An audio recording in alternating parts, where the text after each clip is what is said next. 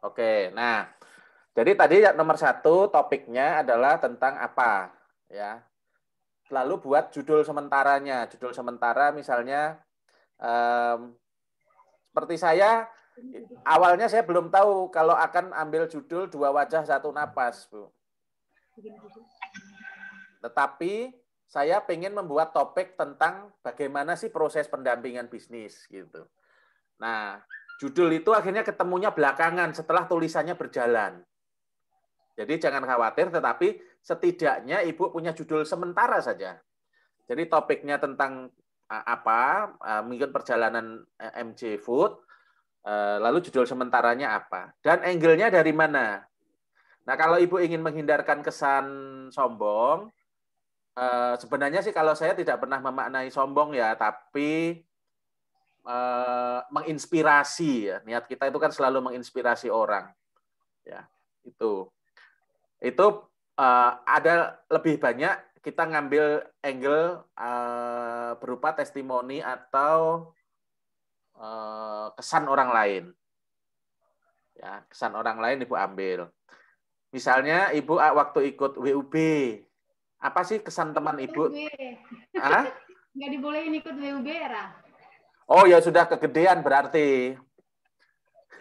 Kan 2017 itu saya baru memulai loh, Pak. Ya.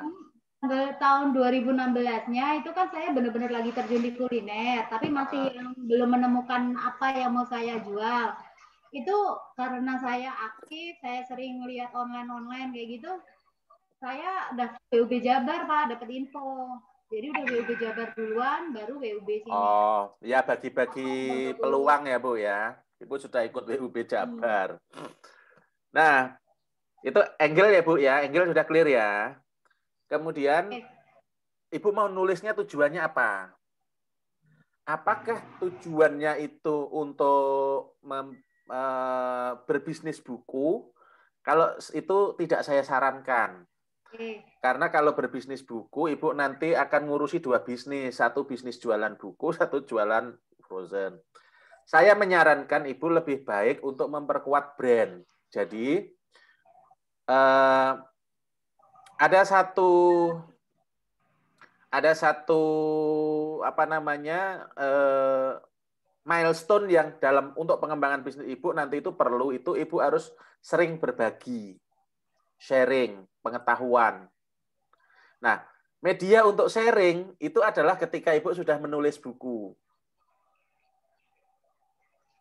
Kalau Ibu sudah menulis buku, brand Ibu menguat. Lalu Ibu bisa sharing ke orang tentang bagaimana menginspirasi orang lain dalam menjalankan bisnisnya.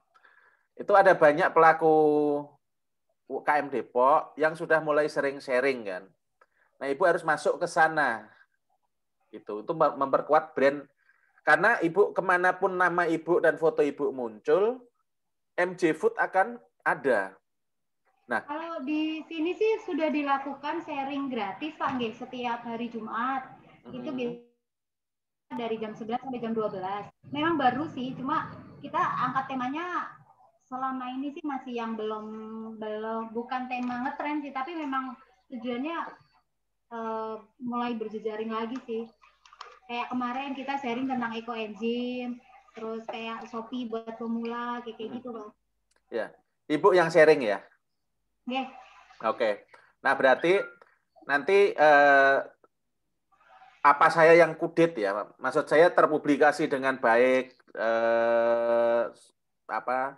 Poinnya adalah sebenarnya yang akan di branding itu bukan Bu Era toh, tapi yang akan di branding adalah MJ Food.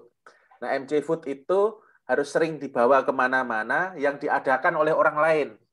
Contoh, nanti ini kan lagi musim pilkada nih, ada 2 komunitas UKM yang berafiliasi ke paslon, ada yang Jawara, ada yang Haji Acep tuh Bergaya gitu misalnya.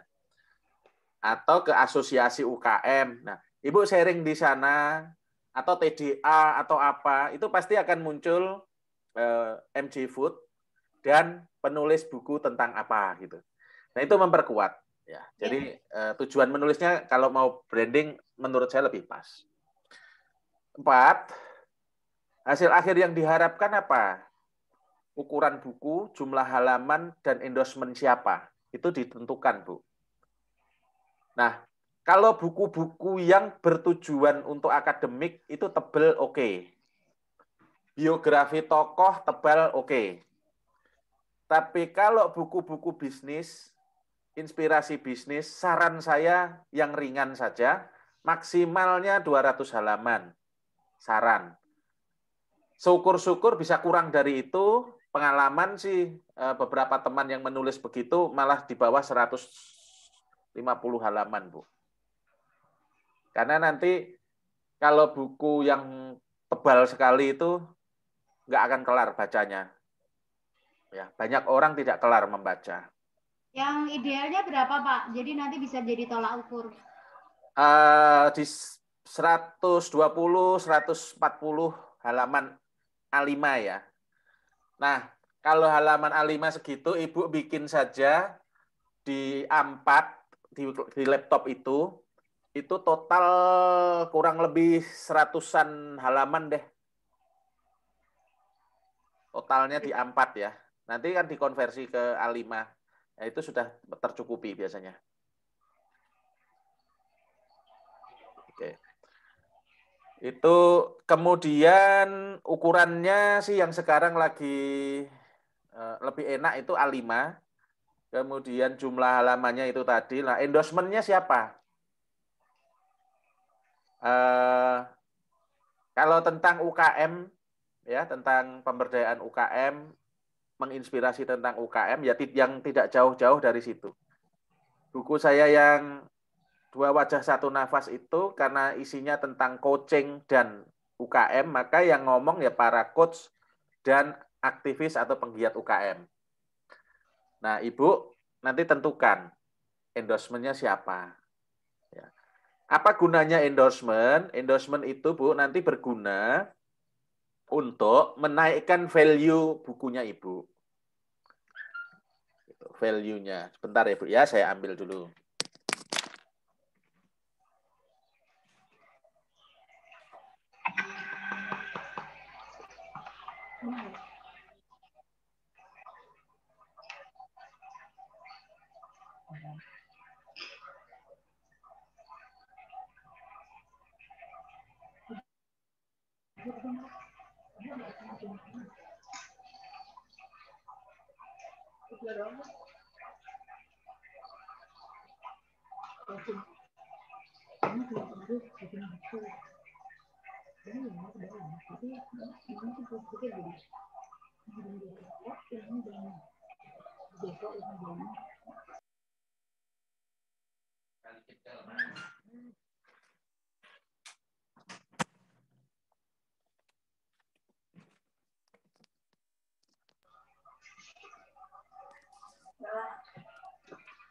Jadi endorsement itu penting karena dia akan menaikkan nilai bobot buku Ibu.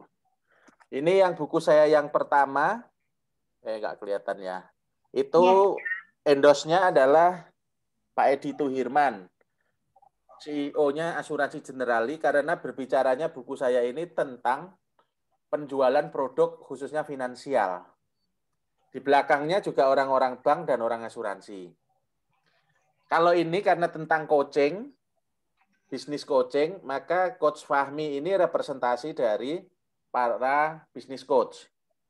Ya, bisa dibilang tempat banyak para bisnis coach berguru. Nah, di belakangnya endorsement-nya adalah ada orang koperasi, ada pemerintah, ada para bisnis coach, dan ada pegiat UKM, diwakili Bang Ubed dan Pak Ade. Ya. Nah, sebaiknya Ibu nanti mulai memikirkan siapa yang kira-kira bisa memberikan endorsement. Endorsement itu nanti bentuknya kalau Ibu naskahnya sudah utuh, jadi misalnya 100 halaman atau 90 halaman A4 gitu ya, sudah jadi. Di dalam bentuk PDF, lalu Ibu bikinkan skrip, misalnya Ibu minta ke siapa nih, Pak Fitriawan, atau ke pendamping Jabar Juara. Nah, itu Ibu kira-kira mau dikasih minta testimoni seperti apa, itu dibuatkan gitu. Jadi paling nggak ada 4 atau 5 orang, Bu. Ya. Dan nanti ada 1 orang yang menjadi master testimoninya, master endorsement-nya. Itu. Clear ya, Bu ya, endorsement ya. Oke. Kemudian buku yang mau dimodel yang seperti apa? Jadi kalau buku yang mau dimodel itu, misalnya Ibu menemukan kayaknya kalau buku model seperti ini pas gitu. Nah, jadi Ibu punya bayangan buku saya nanti jadinya seperti ini. Ya. Covernya apakah yang model gambar begini atau Ibu pengennya foto, itu udah punya impian, punya kehendak. Supaya nanti si desain cover kita pihak ketiga yang kita tunjuk itu juga tahu maksudnya Ibu. Saya 2 wajah 1 nafas. Nih. Akhirnya ketemunya modelnya grafisnya begini nih. Ini 2 wajah 1 nafas gitu. Nah, jadi gambarannya Ibu punya, bukunya mau seperti apa. Ini Mas Dava lagi bikin buku tentang fotografi dan video. Ya ada pelatihannya ya, nanti mau dibuat dalam bentuk buku iya. Nah, kalau mau bikin fotografi itu pasti seluruh isi halamannya adalah berwarna. Hampir bisa dibilang ya nggak akan bisa seperti ini, nggak bisa. Jadi nanti akan banyak berwarnanya. Ya, itu buku. Dan kemudian referensi atau sumber penulisan. Ini biasanya kalau agak lebih akademis ya, lebih ilmiah itu memerlukan. Cuma saya orang yang tidak terlalu suka mengutip pendapat orang lain. Jadi di buku saya yang pertama itu hanya ada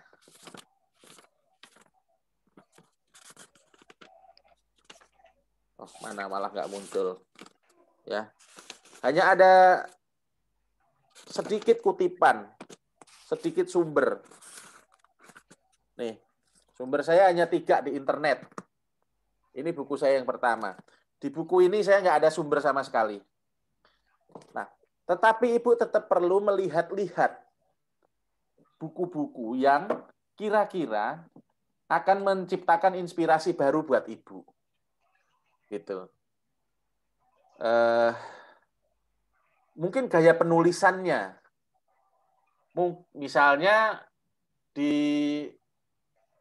Cipaganti Group itu dulu ya sebelum tersangkut hukum, itu dia bikin tata cara penulisan bikin buku. Nah, Ibu bisa baca untuk mempelajari apa alur berpikirnya.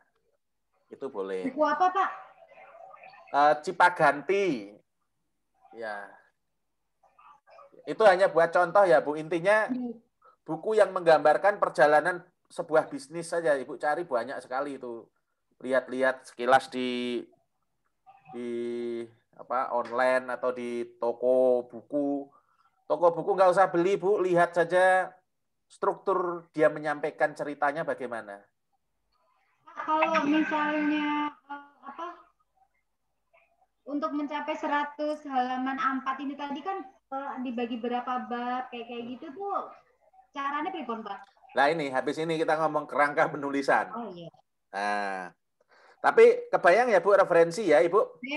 Ibu datang saja ke Gramedia, lihat-lihat buku yang bercerita perjalanan bisnis, lihat daftar isinya, fotoin aja, jepret-jepret, jadi memperkaya Ibu. Nah, selanjutnya adalah yang namanya kerangka. Nah, sebelum sampai ke daftar isi, itu buatlah yang namanya kerangka. Halo Kak Elva. Assalamualaikum, maaf saya baru buka WhatsApp. Kebiasaan, orang sibuk mah begitu teh. Iya ini ngurusin cucian nih hari Minggu. Aku lanjut dulu ya, nanti Kak Elva aku kasih preview sedikit yang kelewat tadi. Siap. Nah, saya lanjut ya. Ini buat contoh punya karena kemarin yang sudah clear mau membuat buku tentang apa itu Bu Era ya. Jadi misalnya ini saya nggak tahu, angle saya adalah tips sukses berbisnis frozen food. Jadi ini topiknya tentang bisnis frozen food, tetapi ngambil angle tips suksesnya, gitu ya. Tips suksesnya. Nah, contoh saja, apa saja sih yang mau saya ngomong itu dibikin chart, dibikin diagram. Itu caranya, yang pertanyaan Bu Era tadi. Misalnya satu bicara tentang sejarah Menara Jaya Food. Jadi ini sebenarnya jualan Menara Jaya Food tapi agak terselubung, Bu. Ini tidak memberi kesan sombong. Karena angle-nya adalah berbagi tips sukses. Lalu bab 1 Ibu berbicara tentang Menara Jaya Food, baru sejarahnya, inspirasinya, itu nanti ditarik di dalam isinya itu ada macam-macam. Ya. Bab 2, kenapa frozen food? Nah, apa ya? Kenapa ya orang frozen food? Coret-coret aja tangan. Oh, karena mungkin perilaku customer berubah. Orang merasa lebih sehat kalau cooking di rumah, menggoreng di rumah. Lebih awet, bisa disimpan. Menekan resiko. Resiko apa? Ya, resiko kalau kita jualan mateng, itu kalau tidak laku akan basi. Menjangkau pasar lebih luas karena bisa dikirim. Dan seterusnya, itu di list. Gitu. Ya. Kemudian bab 3 menyeleksi bahan baku, bab 4 kemasan, dan seterusnya. Pada saat misalnya yang kenapa frozen food itu ternyata listnya kepanjangan, bisa dijadikan 2 bab. Ya, kenapa frozen food itu nanti bab 2 itu bisa terpilah menjadi 2 gitu. Tergantung di sebelah kanannya itu apakah alasan-alasan yang didrive oleh pasar atau didrive oleh produk. Ini contoh. Nah, misalnya menekan resiko. Menekan resiko ini bisa ditarik lagi. Ya. Kenapa frozen food itu bisa menekan resiko? Apa saja resiko yang bisa ditekan? Ibu tuliskan lagi ada berapa item, kalau masih bisa.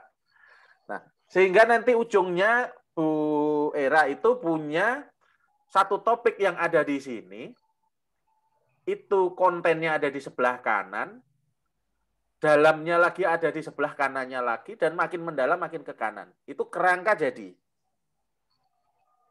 Ternyata setelah dibikin kerangka, harusnya bab 3 itu bukan menyeleksi bahan baku.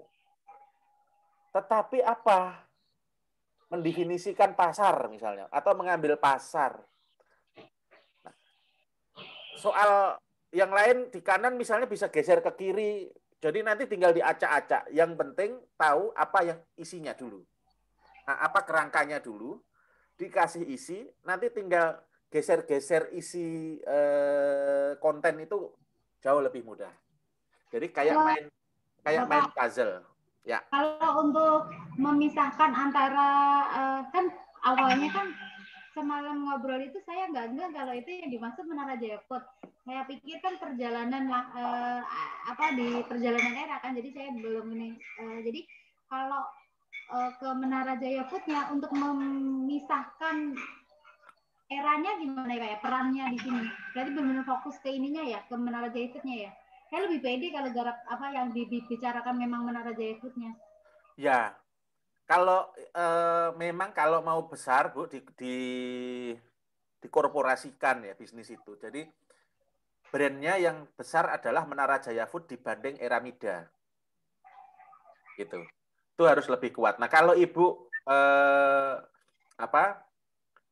mau memperbesar Menara Jaya Food-nya, maka ceritanya tentang eranya yang dikecilin. Jadi hanya didirikan oleh Ibu Eramida mengalami pasang surut perjalanan. Ya, sejak dari belum berbadan hukum hingga berbadan hukum hingga saat ini punya berapa outlet atau berapa channel penjualan. Ya. Udah. Jadi saya menggambarkan sih satu bab ini memperkuat brand tentang Menara Jaya Food. Apa kelebihan produknya ada di situ. Baru bab sisa. Nah, kenapa contoh ini saya taruh di depan, Bu? Itu untuk membangun trust. Bahwa menuliskan buku ini adalah praktisi yang sudah membuktikan dirinya ya dengan sukses membesarnya Menara Jaya Food. Gitu. Anda hanya sebagai penulis, tetapi cerita di bab 1 itu sebenarnya cerita Menara Jaya Food-nya. Itu maksudnya Bu Era? Ya. Oke, jadi kerangkanya begini. Nah, nanti dari kerangka ini, Ibu Era bisa WA di grup atau ke Mas Dava. Saya sudah siap gitu. Kalau bisa paling menurut saya ya, yang seperti ini 2-3 hari kelar. Kalau Ibu mau cepat. Nanti kita diskusi kerangka habis pertemuan kedua. Dan pada pertemuan kedua itu sudah individu saya dengan Bu Era membahas khusus kerangkanya Bu Era. Gitu. Dengan Kak Elva ya materi. Untuk baca-baca dulu, guys. Cari waktu untuk ke Gramedianya. Gambarannya ini apa? Ya. Jadi cari referensi, sumber penulisan, cari inspirasi dari buku lain. Ya. Oke. Nanti ada beberapa contoh buku saya fotoin deh, Ibu bisa lihat. Oke. Oke, itu Bu Era ya. Ada pertanyaan Bu Era dari 2 slide materi kita? Belum Pak, nanti mau dicoba dulu. Baik. Bu Era kalau masih mau menyimak juga boleh, saya mau bantu jelasin buat Kak Elva yang habis nyuci. Nyimak boleh nggak Pak? Biar saya nanti kalau ada susulan pertanyaan. Bapak sama satu lagi, yang kemarin itu Google Doc itu cuma aplikasi aja atau pakai alatnya? Enggak, itu tools saja, nggak pakai alat yang dibeli. Nanti saya kerangkanya kalau sudah Bu, kita kerangka sudah oke. Nanti langsung saya ajarkan cara menggunakan. Nggak investasi apa-apa, modalnya laptop aja. Oke. Ya. Nanti kan Ibu tinggal perbagian ini, misalnya Ibu mau ngomong sejarah Menara Jaya Food. Saya itu susah nulisnya, sudah ngomong aja. Nanti saya ajari settingnya, terus Ibu ngomong aja itu jadi tulisan. Gitu. Nanti tinggal diedit, ditata, ini kok nggak pas gitu. Itu ngediting lebih mudah. Oke, seperti itu. Nah, Kak Elva, apakah monitor? Siap. Oke. Jadi intinya, Kak Elva, tadi saya sudah sama Bu Era, itu adalah menyiapkan yang pertama itu apa topiknya atau judul sementara. Mbak Elva sudah punya belum? Sudah. Apa nih cerita sharing boleh nggak? UMKM. Jadi pentingnya pendamping UMKM. Pentingnya pendamping UMKM. Oke, Iya. bagus. Berarti UMKM itu adalah ranah topik. Ya, topiknya berarti sebenarnya ada 2 ini. UMKM itu objeknya. Atau ini, maaf. Intinya saya itu akan mengupas tuntas permasalahan yang ada di UMKM. Jadi saya udah identifikasi masalahnya udah ada tuh. Jadi masalah di UMKM itu ada 2. Ada 2. Pertama tentang per UMKM-nya sendiri, yang kedua permasalahan keuangannya. Jadi saya mau angkat permasalahan UMKM yang ujungnya goalnya itu adalah bahwa pentingnya, intinya gitu loh, target akhir dari buku itu bahwa setiap UMKM itu perlu pendamping UMKM gitu. Oke. Jadi ini hasil observasi pengalaman ya yang dialami Kak Elva ketika mendampingi, berarti akan menuangkan itu sehingga ujungnya itu orang aware bahwa UMKM itu perlu pendamping. Iya. Gitu ya. Oke, good. Berarti angle-nya adalah topiknya adalah tentang pemberdayaan UMKM, dimulai dari masalah-masalah yang ada, kemudian ujung-ujungnya itulah kenapa perlu pendamping, gitu ya Kak Elva ya? Iya, siap. Begitu. Nah, oke. Nah, berarti nanti cari judul sementaranya. Ini kan judul sementaranya itu permasalahan UMKM dan solusinya. Oke, boleh. Sementara bisa ditulis itu. Tetapi saran saya, Kak Elva nanti cari judul yang lebih menggigit seperti ini. Contoh, ini kan UKM juga nih. Ya. Ya. Yang kalau orang lihat judulnya aja orang sudah Apa itu gitu? Apa sih gitu? Orang sudah kepo, penasaran. Ya. Nah, itu kemudian angle-nya adalah angle sebagai coach ya. Ini mohon maaf nih. Saya intuiting soalnya, jadi agak besar itunya tujuannya. Jadi saya punya target buku ini menjadi buku pegangan para mahasiswa seluruh Indonesia untuk mata kuliah kewirausahaan. Oke, berarti judulnya ya yang harus baik-baik saja kalau begitu, jangan terlalu provokatif. Ya. Ya, oke, berarti pakai sejenis dua wajah satu napas, menjual tanpa menjual tidak terlalu pas. Judulnya berarti harus agak lebih normatif ya, agak konservatif gitu ya. Jadi angle-nya berarti sebagai praktisi yang menceritakan apa yang dilihat, dialami ketika mendampingi UKM. Tujuannya buku ini jadi buku pegangan gitu ya. Ya. Nah, kalau jadi buku pegangan, sistematikanya kemudian menjadi sangat penting nanti. Sistematika di yang kita bahas tadi. Nah, kalau jadi buku pegangan untuk mata kuliah kewirausahaan, maka mulai dicari kira-kira buku ini mau ukurannya seperti apa. Jumlah halamannya agak banyak, nggak apa-apa. Karena untuk buku referensi kuliah. Ya. Terus endorsement-nya siapa? Nah, endorsement ini bisa saja karena anak muda targetnya ya berarti pengusaha-pengusaha muda yang dekat dengan mereka. Gitu. Jadi mulai dibayangkan ini buku mau, kalau saya rasa agak tebal nggak apa-apa itu Kak Elva. Ya. Ya, siap. Agak tebal. Kemudian judulnya agak konservatif ya karena buat pegangan. Lalu endorsement-nya adalah dari tokoh-tokoh yang mereka familiar. Ya, familiar. Kemudian dicarikan buku yang mau dimodel. Kira-kira kemarin misalnya baca buku saya, ini jelas berarti bukan modelnya. Karena ini bukan buat mahasiswa. Nah, cari yang buku-buku yang menjadi model. Bukunya siapa atau apa. Apa gunanya? Gunanya supaya di akhir itu kita sudah punya bayangan, oh saya mau buku yang kayak begini nih, tetapi beda topik saja gitu. Ya. Itu dicari. Lalu referensi atau sumber penulisan. Tadi saya sampaikan ke Bu Eramida juga. Buku-buku seperti itu ada banyak di toko buku.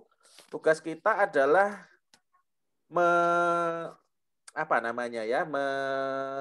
melihat saja di daftar isi. Bagaimana sih mereka menyajikan? Gitu. Itu untuk memperkaya. Apa saja sih yang ada yang harus dimuat ketika dalam sebuah buku kewirausahaan. Saya punya satu bukunya Dr. Agung Sujatmoko, nanti saya share covernya ya, Kak Elva ya. Ya. Itu tentang cocok sebenarnya tipikal itu untuk pemula, untuk wirausaha pemula di mahasiswa. Dan terakhir, bikin daftar isi atau kerangka penulisan, tadi sudah mengikuti ya kalau ini ya. Jadi di sininya apa, kemudian pembahasannya berdasarkan misalnya, kenapa berwirausaha itu ada di sini, lalu aspek pemasaran, aspek keuangan, aspek apa, lalu ditarik lagi ke belakangnya ya, diagram Ishikawa ini sebenarnya. Itu apa yang mau dibahas di keuangan, apa saja yang harus diketahui, sumber permodalan dan sebagainya. Laporan keuangan, apa saja jenisnya. Nah, itu dibikinkan cat seperti ini. Ada pertanyaan, Kak Elva? Banyak. Banyaknya apa? Saya orangnya kan gitu. Pasti. Apa namanya? Lari-lari ya.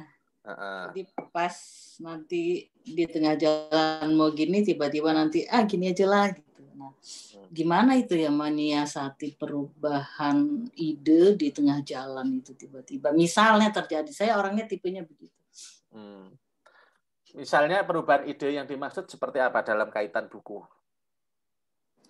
Ya misalnya pas lagi nulis UMKM gini gitu kan. Oh ya udahlah.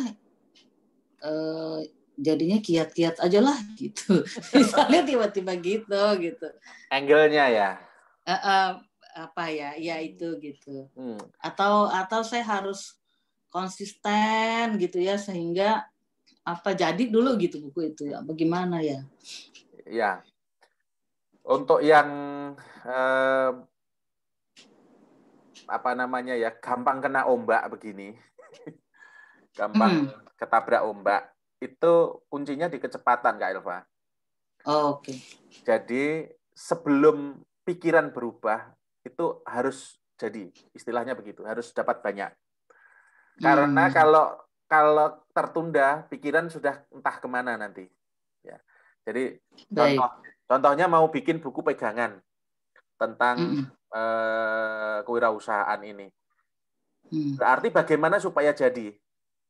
Kalau supaya jadi cepat, supaya jadi bukan hanya jadi, tapi jadi cepat. Kenapa jadi cepat? Karena kalau jadi lama, takut pikiran berubah, kan gitu kan? Iya. Berarti bab-babnya kalaupun ada banyak, tetapi kontennya nggak usah terlalu banyak. Uraiannya. Yang penting, tanda kutip, jadi. Itu tipsnya, salah satu tipsnya. Jadi, jangan membiarkan waktu nanti itu mengendalikan kita lalu merubah ide. Gitu. Kalau saya tuliskan. Saya menyelesaikan buku apa? Itu sudah saya tulis. Sekarang lagi buku tentang coaching, ya, ada buku bisnis model Canvas. Satu lagi apa itu ada saya tulis. Itu jawabannya, Kak. Oh iya, siap. Nah, nanti tolong diinfokan di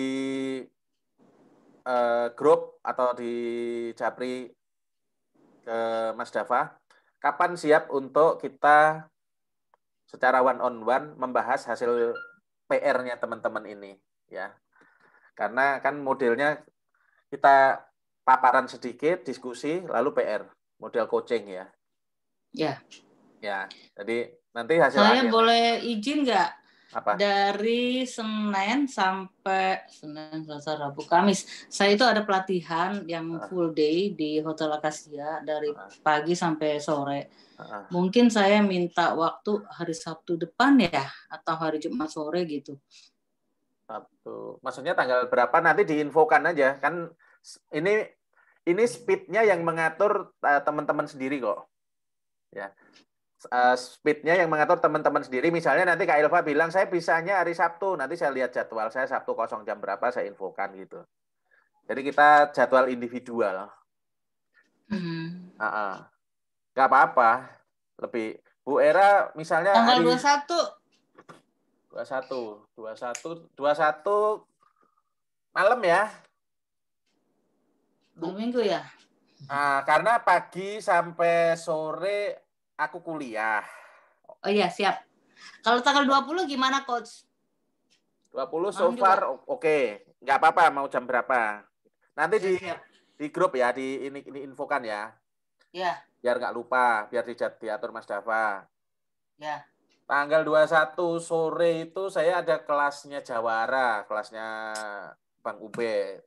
Diminta ngomong tentang pentingnya pendamping, business coach. Oh iya. Bang Ube bikin kelas? Nggak, dia akan bikin komunitas Jawara namanya. Jaringan Wirausaha. Jawa Barat? Depok. Depok. Tapi juga tidak lepas dari pilkada sebenarnya semua. Sekarang komunitas lagi rame di Depok. Nggak lepas dari pilkada. Ada tema politiknya, Pak? Emang bawa kayak gitu? Enggak. Ya pasti tidak tersurat. Ada sponsornya gitu ya?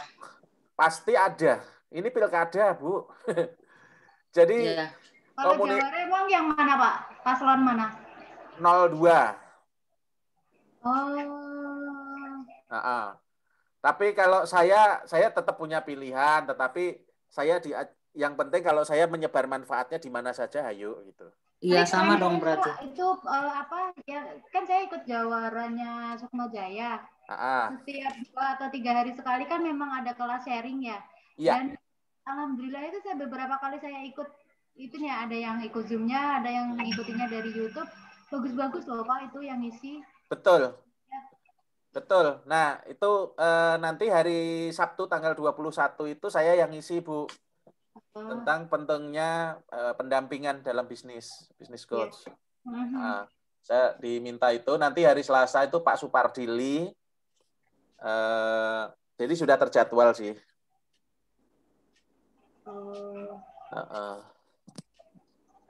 Oh iya, betul.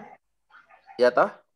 Iya, 02 ini soalnya kan adiknya ya, dulu kan mantan wali kota itu kakaknya Pak Ubay ya. Mantan wali kota apa? Kakaknya Kang Ubay itu? Si Pak Nur Mahmudi? Yang sebelumnya iya.